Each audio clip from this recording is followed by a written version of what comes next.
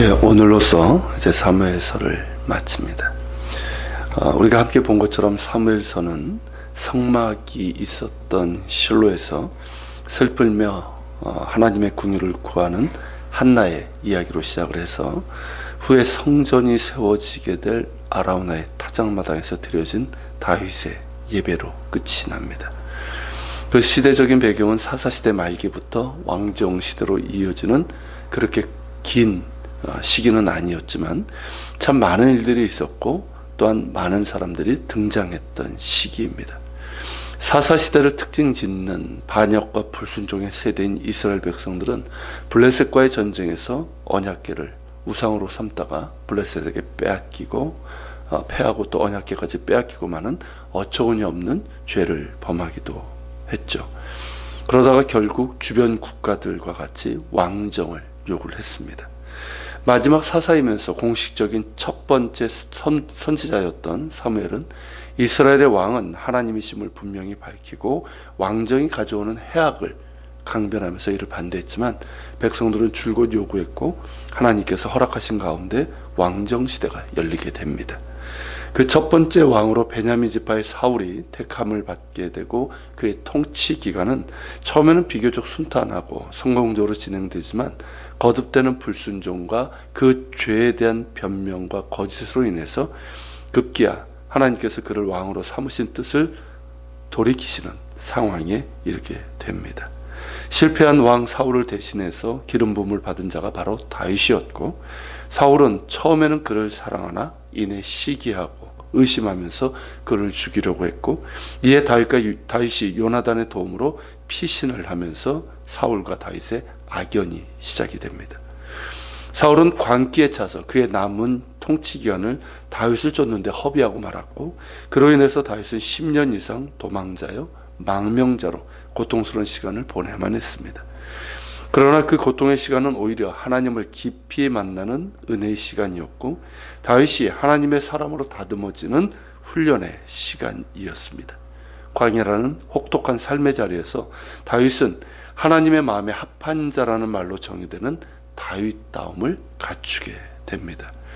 그리고 사울은 결국 블레셋과의 전쟁에서 비참한 최후를 맞이하게 되고 이스라엘 나라는 새로운 왕을 맞이하게 됩니다. 그 왕은 하나님이 그 중심에 있는 믿음의 사람이었고, 하나님께서 함께 하시는 가운데 블레셋을 비롯한 적들을 물리치고 주변 국가들을 제압하거나 복속시키면서 이스라엘 역사상 가장 크고 강한 나라를 만들어 갔습니다.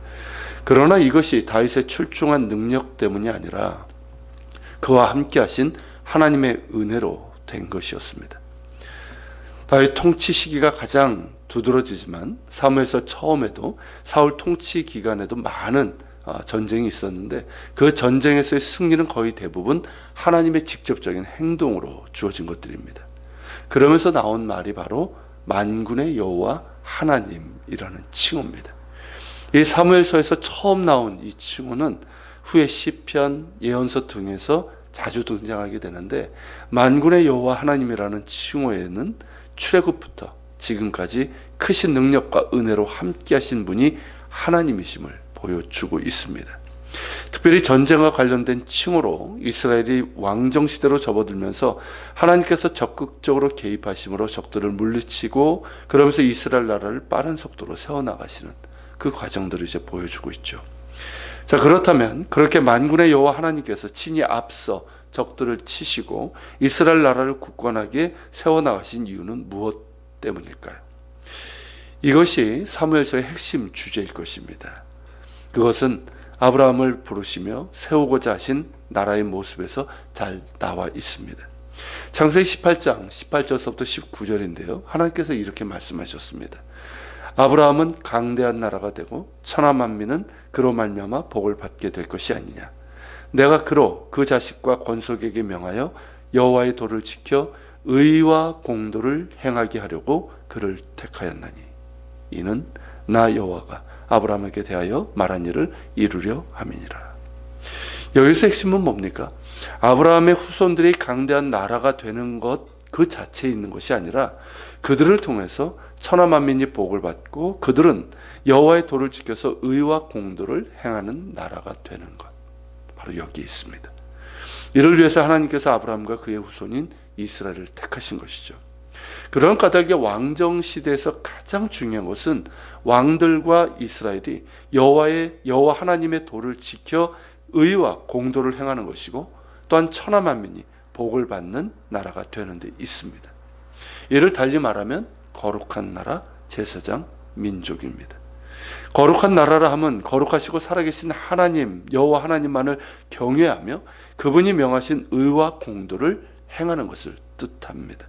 그리고 제사장 민족이라 함은 그 하나님을 열방에 드러내어서 천하 만민이 복을 받게 하는 사명을 뜻합니다. 거룩한 나라요, 제사장 민족, 이 두 가지가 바로 아브라함을 택하시고 이스라엘 나라를 부르신 하나님의 뜻입니다. 그렇기 때문에 사무엘서에서는 왕정시대로 접어든 이스라엘이 과연 이 두 가지 사명을 잊지 않고 충실하게 감당하는지가 중요한 주제일 수밖에 없습니다. 하나님께서 친히 행동하심으로 적들을 물리치시고 이스라엘을 강성하게 하신 이유는 바로 여기에 있습니다. 그저 강대한 나라가 아니라 그들을 부르시고 세우신 뜻, 곧 거룩한 나라요, 제사장 민족으로서의 사명을 감당할 수 있는 그 토대를 만들어 주시기 위해서였습니다. 그렇기 때문에 사울의 실패는 단순히 그가 하나님의 명령에 불순종을 거듭해서라기보다는 그런 하나님의 뜻을 소홀히 하고 또한 무효화하려 했던 악행 때문이라고 할 수 있는 겁니다. 하나님께서 원하시는 의와 공의는 행하지 않았고 거듭되는 악의적인 불순종으로 인해서 이스라엘을 거룩한 나라의 제사장 민족으로 삼으시려는 하나님의 뜻을 무효화시키려고 했습니다. 그런 그를 더 이상 이스라엘의 왕으로 인정하지 않으신 것은 당연한 조치라고 할 수가 있는 것이죠.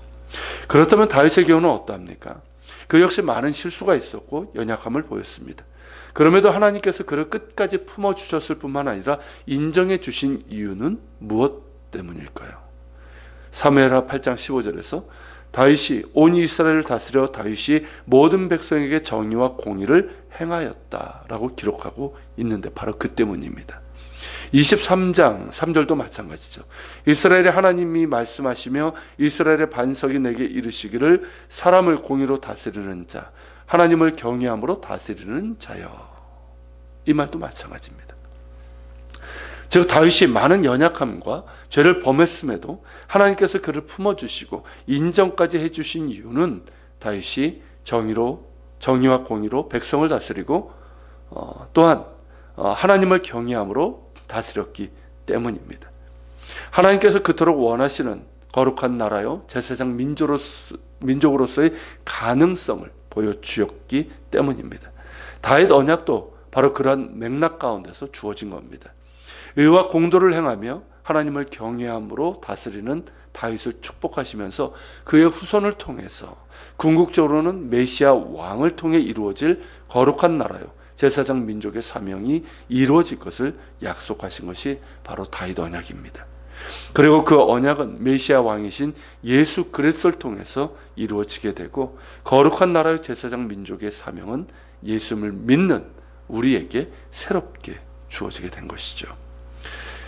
지난 시간에 보았던 마지막 인구조사와 그로 야기된 하나님의 진노의 심판도 이와 같은 맥락입니다.